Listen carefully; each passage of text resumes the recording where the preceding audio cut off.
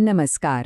પાછલા ભાગમાં આપણે રાસાયણિક પ્રક્રિયાઓને થતી જોઈ, બરાબર ને? પણ હવે વિચારવા જેવી વાત એ છે કે આ પ્રક્રિયાઓને આપણે કાગળ પર લખીશું કેવી રીતે? તો ચાલો, આજના ભાગ 2A માં આપણે રસાયણશાસ્ત્રની આ ખાસ ભાષાને સમજવાની શરૂઆત કરીએ. ચાલો, આપણે આપણા ગયા ભાગના મેગ્નેશિયમ રિબનવાળા પ્રયોગથી જ શરૂઆત કરીએ. હવે જો એ આખી પ્રક્રિયાને આપણે વાક્યમાં વર્ણવવી હોય તો એ થોડું લાંબુ થઈ જાય છે.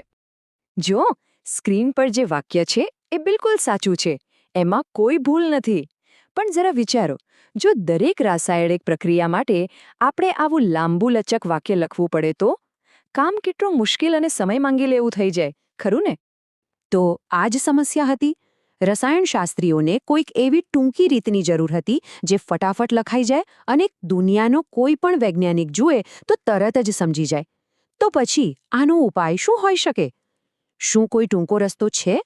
ચાલો આપણે શોધીએ. અને હા, એક સરળ રસ્તો છે, જેનું પહેલું પગલું છે, જેને આપણે વર્ડ ઇક્વેશન કહીએ છીએ. ગુજરાતીમાં કહીએ તો શાબ્દિક સમીકરણ. હવે આ નામ પરથી જ થોડો ઘણો ખ્યાલ તો આવી જ ગયો હશે, બરાબર? ચાલો એને વધુ સારી રીતે સમજીએ. જુઓ, વર્ડ ઇક્વેશન એટલે બહુ જ સિમ્પલ. આખા લાંબા વાક્યો લખવાની જગ્યાએ આપણે ફક્ત એ પદાર્થોના નામ જ લખીએ છીએ જે પ્રક્રિયામાં ભાગ લે છે. એકદમ ટૂંકમાં આખી પ્રક્રિયાનો સાર. હવે જુઓ, પેલું આપણું લાંબુ વાક્ય હતું ને, એ હવે કેટલું ટૂંકું અને સરળ થઈ ગયું. ફક્ત લખ્યું છે મેગ્નેશિયમ પ્લસ ઓક્સિજન અને એમાંથી બને છે મેગ્નેશિયમ ઓક્સાઇડ. બસ આટલું જ. આ પહેલા કરતાં ઘણું સારું છે, નહીં? ચોક્કસ, આ રીત સારી છે. પણ શું આનાથી પણ ટૂંકો કોઈ રસ્તો હોઈ શકે? વૈજ્ઞાનિકો તો હંમેશા વધુને વધુ કાર્યક્ષમ રીતો શોધતા હોય છે. અને હા, આનો જવાબ છે કેમિકલ સિમ્બલ્સ, એટલે કે રાસાયણિક સંજ્ઞાઓનો ઉપયોગ. તો હવે આપણે શું કરીશું? આપણે જે શબ્દો લખ્યા છે, જેમ કે મેગ્નેશિયમ અને ઓક્સિજન, એને એમની ખાસ રાસાયણિક સંજ્ઞાઓથી બદલી નાખીશું. દરેક તત્વની પોતાની એક યુનિક સંજ્ઞા હોય છે. ચાલો જોઈએ આ કેવી રીતે થાય છે.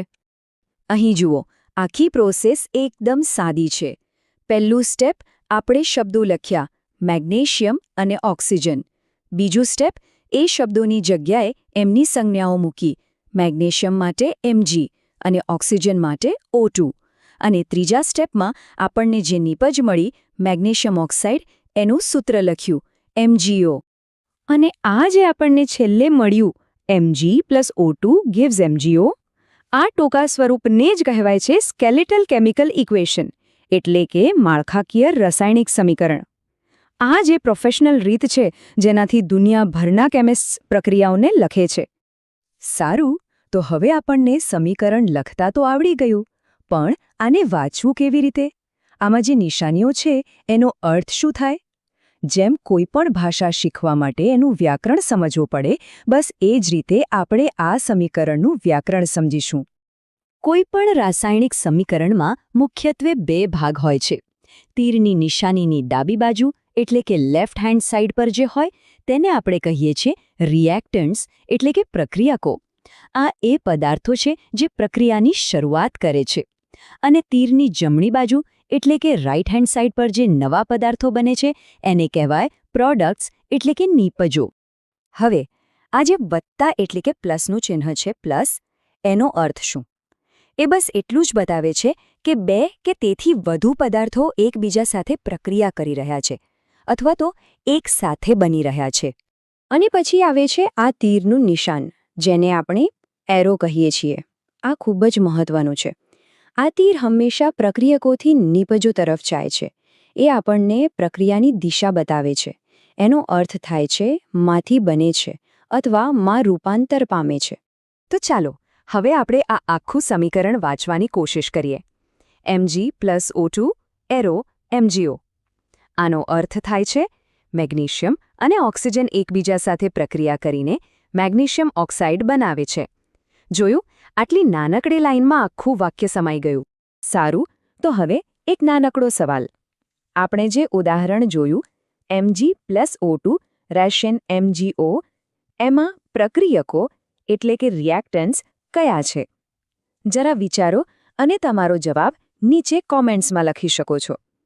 એકદમ સહેલું છે. સરસ, તો અત્યાર સુધીમાં આપણે સમીકરણ લખતા અને વાંચતા શીખી ગયા.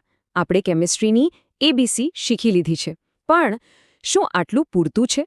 શું આ સમીકરણો પૂરી વાર્તા કહી રહ્યા છે? હજી પણ એમાં એક ખૂબ જ જરૂરી વાત ખૂટે છે. અને ખૂટતી કડી શું છે એ આપણે આગામી ભાગમાં જાણીશું. આપણે શીખીશું કે આ સ્કેલેટલ ઇક્વેશનને બેલેન્સ એટલે કે સંતુલિત શા માટે કરવું પડે છે અને કરવાની રીત કઈ છે. તો આજના ભાગ 2 એ માટે આટલું જ. આપણે સમીકરણ લખવાની શરૂઆત કરી. આજના ટોપિકમાં જો કોઈ પણ ડાઉટ હોય, કંઈ ન સમજાયું હોય, તો નીચે કોમેન્ટ્સમાં જરૂરથી પૂછજો.